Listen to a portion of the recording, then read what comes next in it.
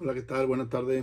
Un gusto de saludar a todos mis estudiantes y a todas mis estudiantes de las maestrías y de los posgrados en la Universidad Pedagógica Nacional. Y bueno, pues el día de hoy nos reúne uno de los motivos más importantes en el quehacer de la investigación, específicamente en esta cuadratura tan importante que es en la estructura básica que se le da a un trabajo de investigación, en el caso de los proyectos de investigación, en el caso de las tesis y de documentos y protocolos que son fundamentales para la culminación dentro de sus actividades. Obviamente sabemos que desde un inicio hablar de metodología de investigación nos lleva en un momento determinado al finalizar un semestre a poder articular de alguna manera un documento que sea la base constitutiva de lo que va a ser una parte final en la culminación de sus estudios. Pero también, bueno, la Universidad Pedagógica Nacional se ha dedicado en los últimos tiempos con sus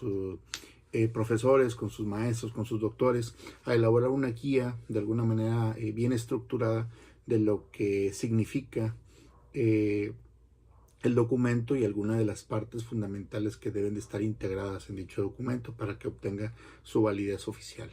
De alguna manera nosotros en esta parte, tanto en algunas materias de metodología, en algunas asesorías metodológicas, bueno, hemos detallado de alguna manera tomar una parte de esa guía y nosotros desarrollar y decir en qué consiste cada una de esos rubros que integran esta guía, ¿no? Entonces, para estudiantes de maestría en educación, el campo de formación docente, para maestría en educación media superior, dentro de la Pedagógica Nacional, bueno, pues estructurar y empezar por capítulos. En esta ocasión vamos a visualizar de alguna manera cada uno de los rubros de 5 capítulos importantes que debe tener un documento, hablando específicamente, partiendo como en un capítulo 1, lo que consiste el planteamiento del problema, que debe explicarse con un rigor metodológico basado en fuentes sólidas, en fuentes clásicas, en metodología de la investigación educativa, y eso es lo que veremos el día de hoy.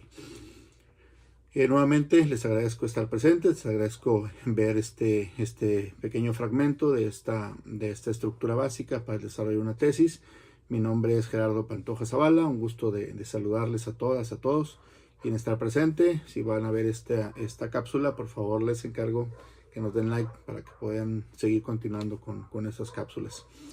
Y bueno, hablando ya de forma introductoria con este capítulo 1 que se refiere al planteamiento del problema como aspecto número 1, recuerden que dentro de todo base protocolaria, dentro de este capítulo, podemos dejar como un aspecto del 1.1 para ir ingresando con esa información básica los antecedentes de la investigación, que eso es algo fundamental en todo proceso y que en nuestras asesorías metodológicas pues es muy importante y se lo recordar a nuestros estudiantes. Esa sección de antecedentes de investigación, bueno, examina estudios previos de alguna manera, estos marcos de alguna manera conceptuales y estos contextos teóricos que están relacionados con el tema que a mí me interesa realizar. Su propósito realmente es presentar de alguna manera el conocimiento o el estado del conocimiento y justificar la necesidad de la investigación a partir de vacíos, ¿no?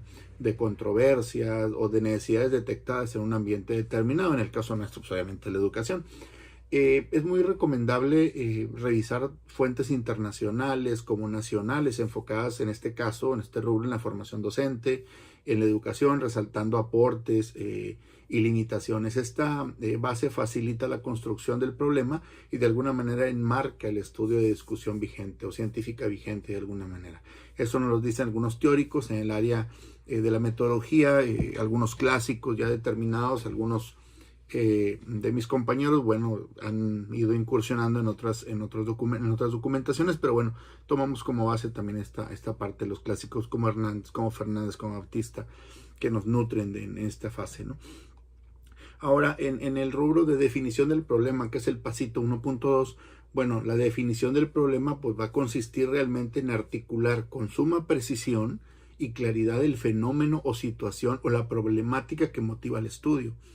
Yo creo que sería básico responder qué problema específico se está abordando, dónde y en qué contexto se está surgiendo, quiénes están involucrados de alguna manera Y yo creo que toda esta información delimita y enfoca la investigación para evitar que existan ambigüedades y debe realmente ser muy claros para reflejar la relevancia social, la relevancia educativa y académica que tiene.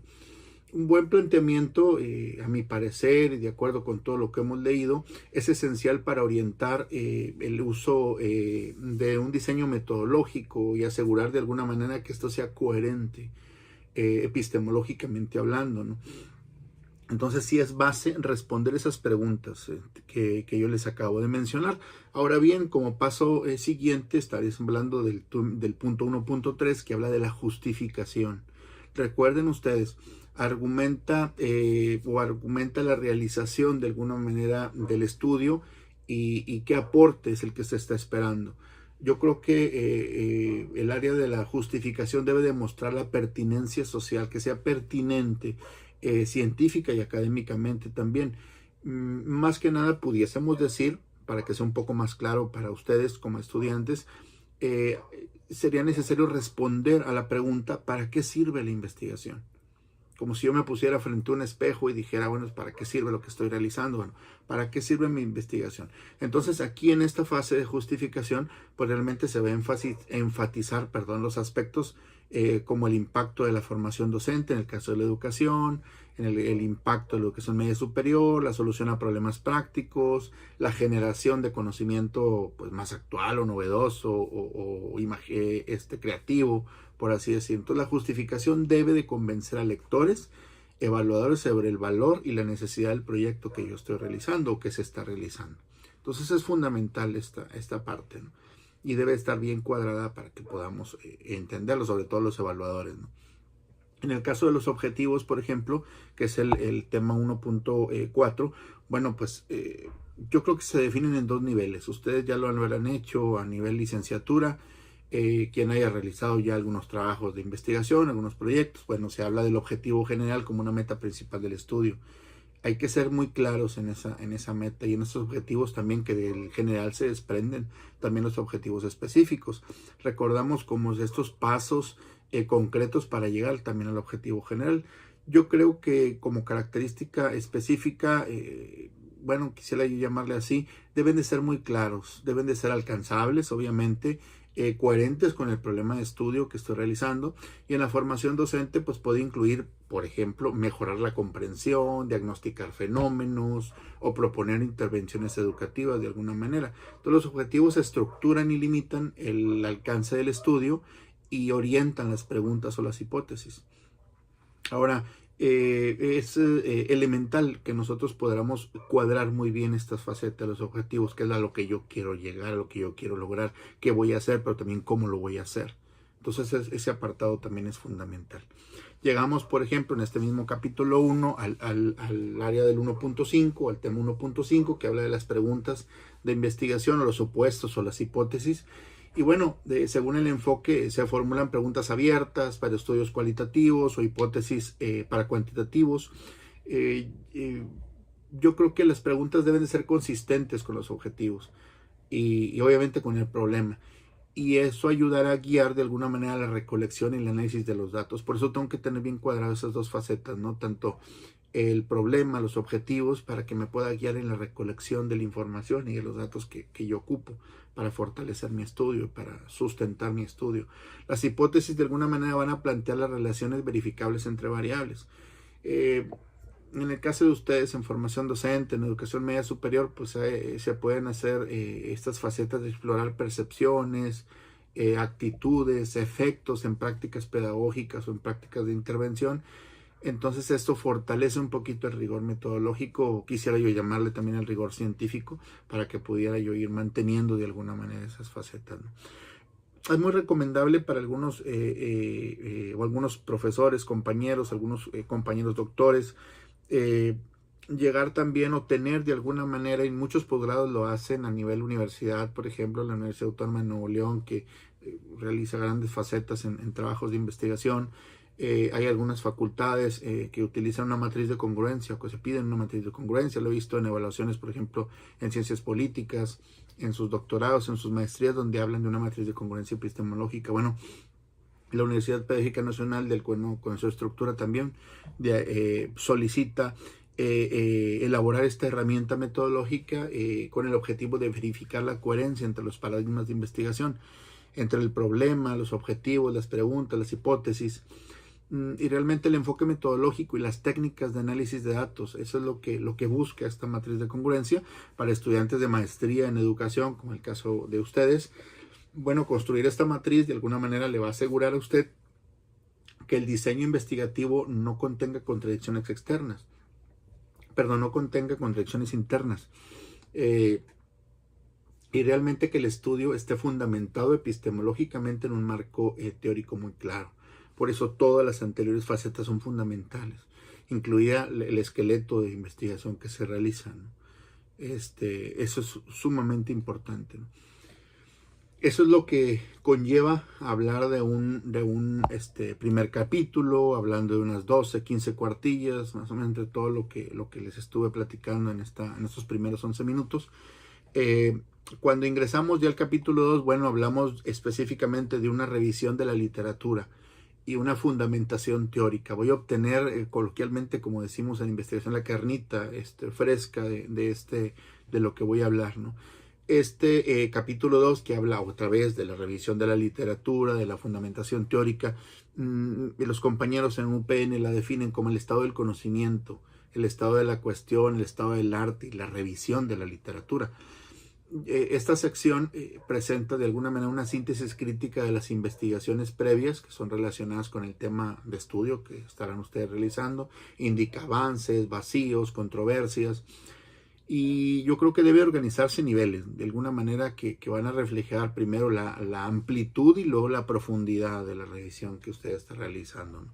Para eso abrimos un apartado 2.1.1 que habla de investigaciones internacionales. ¿Qué pasa con ellas? Bueno, aquí se describen o se van a describir previo a una lectura que usted esté realizando los estudios, las teorías que son clave y que van a ser desarrolladas en distintos países o que han sido desarrolladas en distintos países y que aportan mucho al tema que usted está tratando. Realmente es mostrar tendencias globales y comparativas con respecto al tema que usted está realizando. En el tema 2.1.2, bueno, habla de investigaciones locales. ¿Qué pasa con las investigaciones locales? Bueno, estas incluyen de forma muy específica aquellas que son realizadas en una región o en un contexto inmediato del estudio. Yo creo que se subrayan de alguna manera las particularidades y los elementos contextuales que influyen acertadamente en la problemática. Por eso es importante también revisarlos.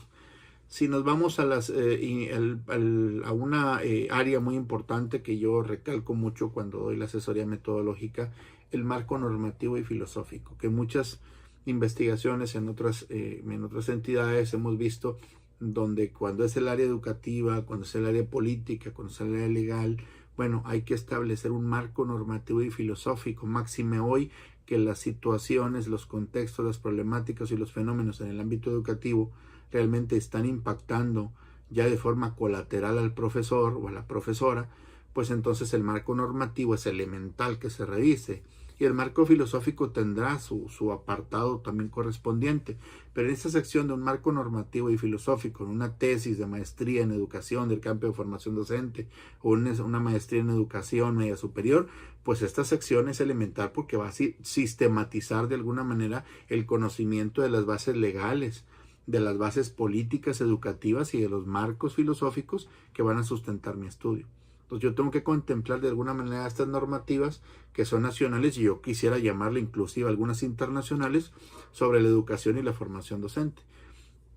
Y plus o más le sumamos también las corrientes filosóficas que de alguna manera orientan las concepciones pedagógicas del tema. Entonces son muy importantes que se revisen. En un contexto sociohistórico también podemos estar hablando de esta normatividad, ¿no? Ahora, es muy importante, y lo recalcamos en nuestras clases, en nuestras asesorías metodológicas, dejar un punto claro y fundamental en nuestro desarrollo, dependiendo de la maestría que estemos realizando, en este caso de la formación docente, hablar de la formación docente, del concepto de formación docente, donde se exploren los aspectos y conceptos teóricos, los modelos, los procesos, los desafíos, las alternativas que son fundamentales en la formación docente. Sugiero que se pueda abordar desde perspectivas pedagógicas, didácticas, socioculturales y, por qué no, hasta tecnológicas. Esto incluye de alguna manera aquellos análisis de políticas educativas que están vigentes relacionadas con una formación inicial y continua. Nosotros de alguna manera le dejaremos a usted una presentación donde usted pueda abordar esta línea temática, ¿no? Pero es elemental que el aspecto de formación docente esté dentro de su trabajo de investigación. ¿Sí? Ahora, esta faceta nos abre también especial importancia para abrir una sección que sea el tema 1 del marco conceptual. Es muy sugerente hacerlo porque sería el primer gran tema que estructura el marco teórico. Es decir, que cada estudiante, que cada uno de ustedes debe añadir según su objeto de estudio, pues una temática que ustedes consideren sumamente importante y esencial. Por ejemplo, podemos estar hablando del aprendizaje activo en la formación docente. Entonces yo abro una sección para ver teóricamente esa fase porque es un núcleo central para mí, el desarrollo de mi trabajo. Puedo abrir un siguiente tema, por supuesto, un tema 2 de este marco teórico conceptual, donde es el segundo tema más relevante que yo considero, de acuerdo con mi objeto de estudio, para abordar esa otra dimensión conceptual o teórica que está vinculada a mi estudio. Podemos estar hablando también de competencias docentes para la enseñanza en contextos diversos. ¿Puedo abrir un tema 3? Por supuesto que se puede abrir un tema 3 del marco teórico conceptual. En él, de alguna manera, este tercer tema generalmente es muy complementario, de alguna manera, a las anteriores, está relacionado con las anteriores. Pudiésemos estar hablando de innovación educativa, uso de tecnologías en la formación docente, que hoy fue uno de los rubros post-pandemia que impactaron un poquito a la cuestión de la educación. Entonces sí es fundamental que usted trace de alguna manera tema 1, tema 2, tema 3, que son corolarios dentro de su objeto de estudio, para que les pueda dar un desarrollo y sea un respaldo también para su trabajo. Ahora, el capítulo siguiente, que es el capítulo 3, bueno, habla de un marco metodológico. Mi tesis de maestría para estudiantes de educación como ustedes en el campo de formación docente debe incluir algunos rubros que son fundamentales con sus explicaciones basados en fuentes confiables y clásicos de la metodología. Abriríamos de alguna manera una puerta con un temita de 3.1 que hable del enfoque de la investigación. Yo creo que este apartado de alguna manera debería de describir la orientación epistemológica y metodológica del estudio, que puede ser cuantitativa o cualitativa o mixta. Realmente serviría para explicar las razones para elegir dicho enfoque y cómo permitirá responder dicho enfoque al problema investigado. En la formación docente, por ejemplo, es común que predominen enfoques cualitativos o mixtos, que es lo que más hemos visto. Estos se dirigen a comprender experiencias y prácticas educativas, y eso obviamente es fundamental, es el campo en el cual ustedes se desarrollan, y pues es obviamente elemental que los enfoques sean considerados cualitativos o mixtos. Ahora, el tema 3.2 de este marco metodológico pues habla del diseño y del tipo de estudio. Yo creo que en este punto de diseño y tipología del estudio, pues explica la estructura global de la investigación, por ejemplo, saber si es descriptivo, exploratorio, explicativo, longitudinal, transversal, que en un esquemita a mis estudiantes de metodología de hace 6 meses veíamos esa estructura. Se justifica de alguna manera la elección para asegurar que el diseño sea congruente con el objetivo y con el enfoque. En educación, este diseño puede incluir estudio de casos, trabajo etnográfico, como lo hacen en una materia en la UPN, o diseños experimentales según sea el paradigma que se esté utilizando, pero es muy importante puntualizarlo. Hablar del tema 3.3 es hablar del contexto. Este contexto de alguna manera describe el ambiente, la institución, el instituto, la localidad, la situación específica en donde se realiza la investigación. se detalla mucho la relevancia del contexto para el estudio y cómo influyen los resultados. Para la formación docente es importante caracterizar las escuelas, comunidades educativas o escenarios de aprendizaje implicados. Esta base contextual es elemental, es necesaria, es obligatoria que esté bien descrita para saber en dónde estamos pisando, qué campos es el que estamos abriendo. Ahora, también es importante de alguna manera en el tema 3.4 hablar de la población, hablar de la muestra o de los participantes. Yo creo que en la sección de población y muestra es importante definir quiénes son los sujetos de estudio. Su número, tamaño de muestra, características, cómo se seleccionaron, hubo un muestreo probabilístico, no probabilístico. Obviamente para estudios cualitativos, ¿no?, la cosa va por otro lado, se habla de más de participantes, hay criterios en la selección, y yo creo también que hay algunos patrones de experiencia, roles, capacidades que son fundamentales de escribir, ¿no? Eso nos da pie también al tema 3.5, que habla un poquito de variables o de categorías, de unidades de análisis, donde estas explican de alguna manera con precisión las variables y el estudio es cuantitativo. Perdón, las variables son independientes, dependientes, o existen también categorías temáticas, comunidades de análisis, estudios cualitativos, y esto permite de alguna manera centrar la atención en elementos concretos que son los que se van a analizar, que son los que usted tiene que tener una base explicativa muy sólida, muy importante, ¿no? Primero hablo del tema, ¿no? Hablo de la problemática, digo qué es lo que voy a hacer, y luego digo cómo lo voy a hacer y con qué lo voy a hacer, con qué elementos. Y eso nos lleva, bueno, a hablar de técnicas o instrumentos de recolección de datos, detalla cómo se obtiene la información, las entrevistas, las encuestas, la observación, los grupos focales, cuestionarios, análisis documental, entre otros. Va a explicar la pertinencia de cada técnica y la forma en que se van a aplicar dichos instrumentos para garantizar la validez y la confiabilidad. El tema 3.7 pues habla específicamente acerca de la descripción del trabajo de campo. Ustedes pensarán en, bueno, ¿a qué se refiere? Bueno, a esos pasitos, a esa serie de pasos de las actividades que voy a realizar para recolectar los datos. Incluye el tiempo, el lugar, los permisos, las fases de trabajo, cómo se van a abordar a los participantes de manera muy formal. Se precisa la logística de alguna manera, el cumplimiento ético, que es importante, y la adaptación durante el proceso para asegurar la transparencia y la replicabilidad. Eso de alguna manera nos muestra todo lo que debemos hacer en este marco metodológico. Cuando ya ejecuté todo eso, cuando ya tengo la información, pues yo quiero ver de alguna manera resultados, ¿no? Datos. Y esto nos lleva al capítulo 4, que habla de resultados, donde el tema es 4.1, habla de la descripción de análisis de los resultados, y en esta sección se explica de forma detallada cómo se trataron, procesaron y analizaron los datos obtenidos, mediante qué técnicas o instrumentos definidos es que se utilizaron se obtuvieron estos datos. Se justifica la elección del método de análisis, se establece el criterio, por ejemplo, para interpretar los hallazgos en relación con el enfoque y el diseño de estudio. Perdón si hago los paréntesis, ¿no? Pero es para puntualizar algunas ideas que están ahí. El tema 4.2 habla de la presentación de los resultados de acuerdo con los instrumentos analizados.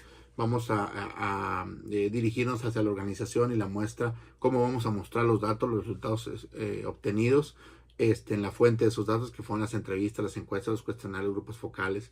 Y es indispensable que la presentación sea clara, objetiva y apoyada por tablas, gráficas, inclusive citas textuales, dependiendo de lo que se esté, incluido lo que se esté mostrando.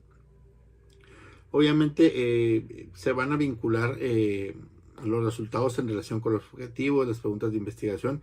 Es necesario que de forma directa los hallazgos con los objetivos planteados, las preguntas o las hipótesis de investigación, esta articulación permite ver de alguna manera muy concreta el estudio, los propósitos iniciales, y ayuda a identificar realmente aportes, limitaciones o nuevas preguntas generadas.